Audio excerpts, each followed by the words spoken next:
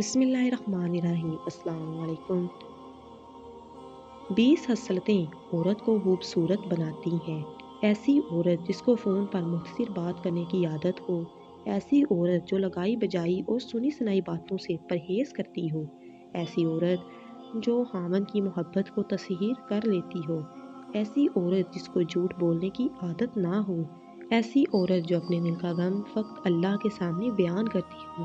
ایسی عورت جو خالق کی نافرمانی کر کے مخلوق کی اطاعت نہ کرتی ہو، ایسی عورت جو اپنے بچوں کی تربیت کا خاص خیال رکھتی ہو، ایسی عورت جو اپنے خاوند کی قرابت داروں کا خاص خیال رکھتی ہو، ایسی عورت جو خاوند کا بہت زیادہ اعتماد حاصل کر لے، ایسی عورت جو خاوند کی پریشانی میں سے تسلی دینے والی ہو، ایسی عورت جو اپنے خاوند کو صدقہ اور خیرات کی ترغیب دیتی رہتی ہو، ایسی عورت جو گھر کے کام کاج کو وقت پر سمیٹ لیتی ہو، ایسی عورت جو گھر کو صاف ستھرا رکھنے والی ہو،